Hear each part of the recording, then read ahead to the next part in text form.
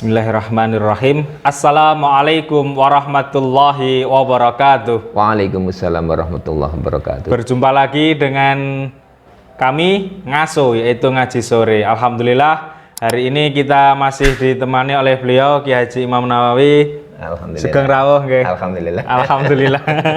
Masih sehat nggih? Alhamdulillah sehat. Masya Allah.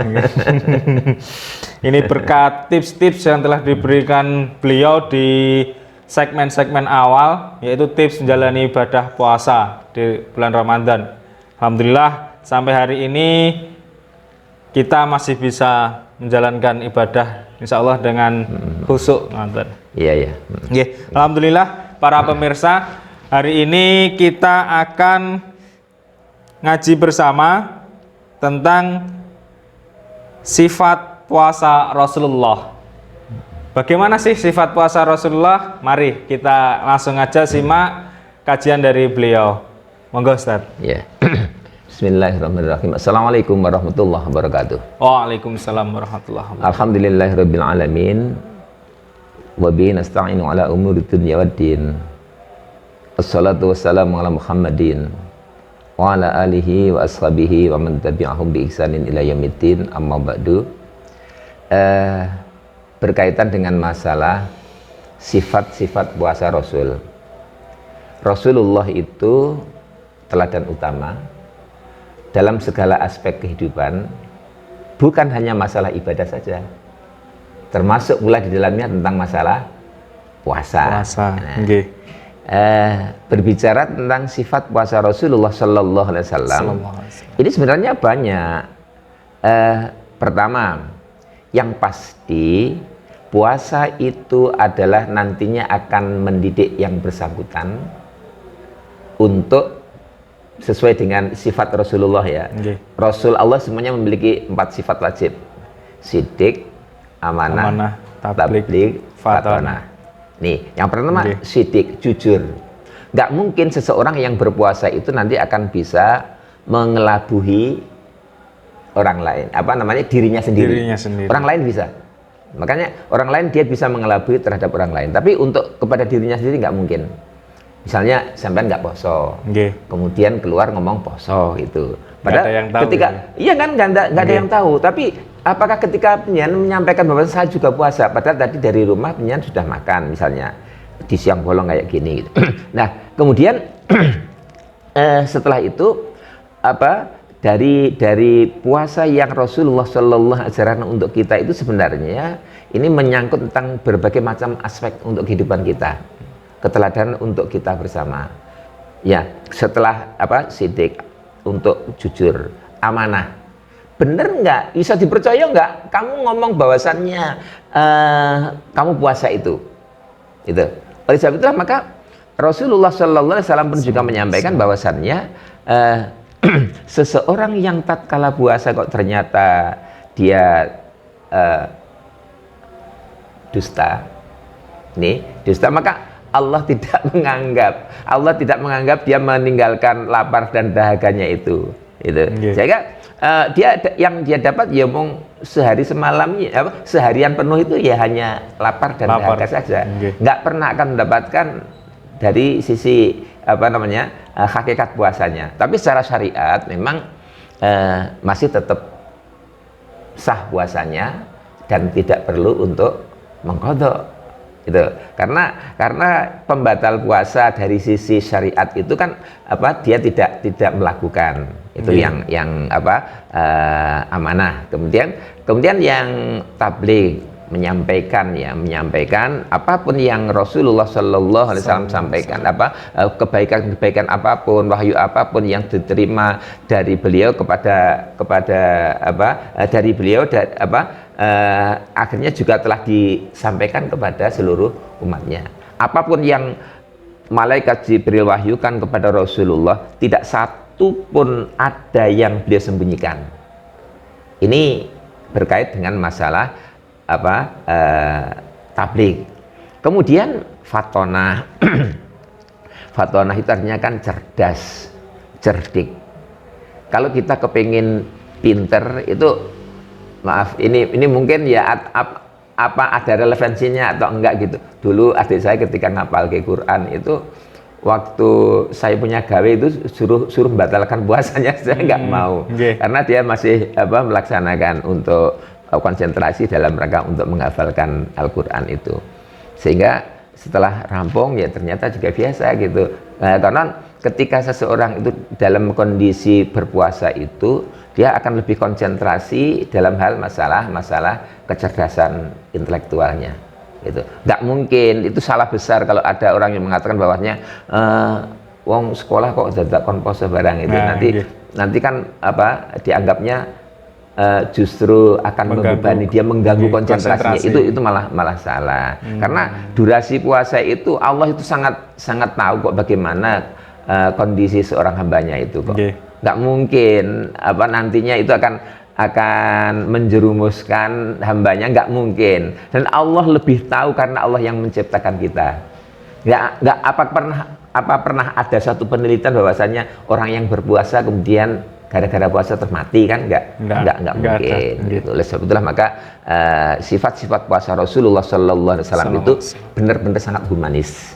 Jadi sesuai dengan kondisi seorang hamba, kondisi seorang manusia. Adapun ada orang yang nggak berpuasa itu, saya yakin bukan kok karena dia nggak kuat gitu, enggak. Saya yakin enggak, ya. Pasti kuatnya. Pasti kuat. Saya yakin Allah memberikan aturan kayak gitu sesuai dengan kadar kemampuan hambanya kok. Itu. Ini nggak mungkin kalau sampai nantinya dia karena kerja ini akhirnya nggak puasa, itu ya karena ada kemalasan. Memang satu sisi ya kita akui energi kita ini akan sangat berkurang ya tatkala seperti itu. Tapi kan kita bisa istirahat sejenak, boleh kembali kita ya sesuai dengan kadar kemampuan yang Allah berikan untuk kita. Itu saya rasa. Masya Allah. Jadi begitulah pemirsa, dimanapun berada, sifat puasa Rasul itu seperti itu. Gimana tips-tipsnya tadi. Kemudian ini senyambang dengan tema. Ada pertanyaan dari pemirsa. Assalamualaikum Ustadz, izin bertanya, bagaimana cara kita bisa menanamkan, menerapkan, meneladani sifat wajib Rasulullah sehingga terbentuk muslim pengikut Muhammad Sallallahu Alaihi Wasallam yang sejati di zaman yang penuh fitnah dan penuh godaan cinta dunia serta takut mati ini? Ngaten. Panjang pertanyaannya. Ya, pertanyaannya panjang. Ya, intinya bagaimana cara menerapkan untuk mengaplikasikan dalam kehidupan kita. Ya, oke. Untuk menerapkan dalam kehidupan kita, bagaimana kita bisa meneladani sifat-sifat Rasulullah itu, Mas? Untuk sifat yang pertama tadi harus siddiq. Untuk orang yang benar-benar jujur, lahir batin. Memang kondisi saat sekarang ini, di era-era sekarang ini memang jujur itu merupakan satu barang yang langka. Ini jujur itu termasuk barang yang langka. Sehingga yang berkaitan dengan masalah ini, kalau Rasulullah menyampaikan bahwasannya kejujuran itu akan mengantarkan seseorang kepada kebaikan, dan kebaikan itu akan mengantarkan seseorang ke surga. Itu pasti, itu sudah dijamin. Kemudian ketika seseorang itu mustahilnya ataupun juga terbalik dari sifat itu, kebohongan misalnya, dia kizib ya, untuk menghilangkan satu kebohongan itu dengan cara apa? Ya, kan nggak ada. Kebohongan itu hanya bisa nanti ditutup dengan membuat satu kebohongan baru. Ketika kebohongan itu nanti dia mengatakan yang kondisi apa adanya, sejujurnya, terbongkarlah kebohongan itu. Oleh sebab itu, ini memang harus dilatih sejak dini. Oleh sebab itu, maka Rasulullah Shallallahu Alaihi Wasallam itu, siapapun mereka, entah itu apapun sukunya ketika itu ya, ketika Rasulullah masih masa remaja, beliau kan orang-orang di sekitarnya sudah memberikan gelar kepada beliau apa? Al-Amin kan? Al-Amin, orang yang dapat dipercaya gitu. Nah, kemudian ini sifat Rasul yang kedua, amanah. Jadi amanah itu pun juga saat sekarang ini memerlukan satu pelatihan mulai sejak dini, sehingga masyarakat kita ini siapapun dan dimanapun, ini kalau saya berbicara tentang masalah amanah itu sangat kompleks sekali ya. Kadang-kadang kita hanya melirik atau melihat yang namanya orang yang tidak amanah itu orang yang bekerja di satu pemerintahan, ataupun juga di birokrasi yang lain, apalagi yang terkait dengan masalah-masalah keuangan, ya kan? Itu biasa kan yang disorot masalah-masalah itu, dan itu memang tidak kita nafikan, memang iya. Kalau memang kita tidak memiliki satu komitmen bahwasannya saya di sini ini diberikan amanah untuk ini mengelola ini, melaporkan sesuai dengan kondisi real apa adanya, gitu. Nah, karenanya melihat kondisi seperti itu, kenapa penjara itu dibuat beberapa bangunan yang baru ternyata penuh lagi gitu. Seakan-akan nggak ada habisnya gitu. Oleh sebab itu maka solusinya adalah bagaimana kita mensikapi kondisi seperti itu, ya memang itu memerlukan pelatihan sejak dini, mulai kecil. Maka saya salut dengan yang disampaikan oleh Gubernur DKI itu ketika menanamkan satu kejujuran dimulai dari memanggil ibu-ibu yang punya putra-putri itu, tolong tanamkan kepada anak-anaknya itu. Ini sampai dulu saya sampai gini, pengalaman dalam satu kehidupan pribadi saya itu pernah pada suatu waktu itu bertamu di salah satu rumah, nggak saya sebutkan begitu, memang ada keperluan sih waktu itu. Kemudian saya katakan bahwasannya Assalamualaikum, waalaikumsalam, dia jawab gitu, bapaknya ada. Kemudian tahu karena yang datang itu saya, dia ngomong ke anaknya, bilang bapak tidak ada, gitu. Padahal dia ngomong seperti itu, dia nggak ngerti kalau saya itu melihat di kaca cermin lemarinya itu ada gitu, walaupun suaranya nggak ada itu. Oh ya udah, saya gitu.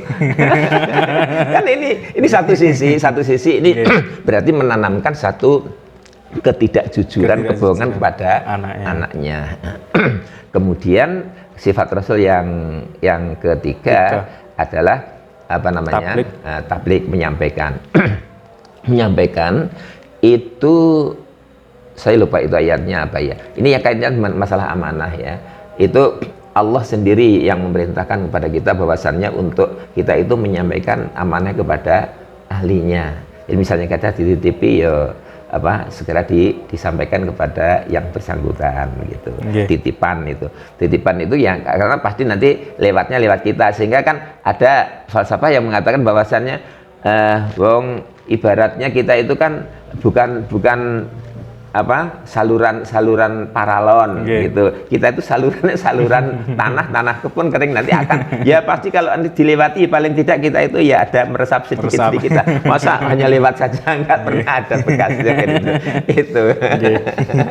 Ya, ini kemudian sekali lagi yang kaitan dengan masalah yang paling akhir adalah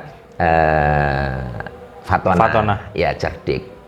Rasulullah Shallallahu Alaihi Wasallam kita kenal, sepakat semuanya bahwa rasanya Rasulullah itu adalah yang ummi itu kan nggak bisa baca, nggak bisa nulis, memang iya. Itu ketika kondisi tertentu ada orang-orang di luar Islam kadang-kadang mencibir bahwasannya orang nggak bisa baca, nggak bisa nulis kok disuruh ngikutin kan gitu. Ini dia nggak sekolah, berarti nggak bisa baca, nggak bisa nulis kok disuruh ngikuti kan. Ini padahal di balik itu nanti ada sesuatu hikmah yang lebih besar lagi, bahwasannya Rasulullah tidak bisa baca dan nggak bisa nulis itu akan terbantahkan para orientalis ketika menuduh bahwasannya Al-Quran itu merupakan satu gubahan Rasul. Padahal Al-Quran itu benar-benar wahyu dari Allah. Begitu diturunkan kepada beliau kan langsung hafal. Bahkan ketika Ramadan kayak begini, Rasulullah itu senantiasa disimak bacaan Al-Qur'annya oleh malaikat Jibril. Masya Allah. Ya, jadi begitulah pemirsa Tadi udah terjawab sudah pertanyaan dari jenengan, entah siapa namanya, ini nggak dituliskan identitasnya yang pertanyaan ini tadi. Baik, saya rasa untuk segmen kali ini sudah cukup. Tidak terasa waktu sudah berlalu. Maka semoga nanti bisa kita lanjutkan di segmen-segmen berikutnya. Amin. Soalnya mau izin untuk closing, Tat. Alhamdulillah. Ngasuh ngaji sore hari ini telah selesai, pemirsa. Jika Bapak Ibu jamaah, Bapak Ibu saudara yang mau bertanya bisa mengirimkan pertanyaan di link yang tertera pada deskripsi di di channel ini, di video ini itu ada di bawah. Terus kemudian nanti kalau mau menyampaikan kritik, saran, atau pesan juga lewat situ juga insya Allah kami terima. Terima kasih. Intinya kami ucapkan kepada seluruh pihak yang sudah memberikan supportnya, yang sudah memberikan saran-sarannya. Alhamdulillah berkat panjenengan program ini dapat terus berjalan. Akhirnya kurang lebihnya dari kami mohon maaf, kami mohon undur diri. Sebelumnya terima kasih atas kesempatannya sore hari ini, Ustaz. Semoga ketemu di lain waktu. Amin. SMK Muhammadiyah 3 Dolopo, cerahkan masa depan, santunkan kepribadian. Wassalamualaikum warahmatullahi wabarakatuh. Waalaikumsalam warahmatullahi wabarakatuh.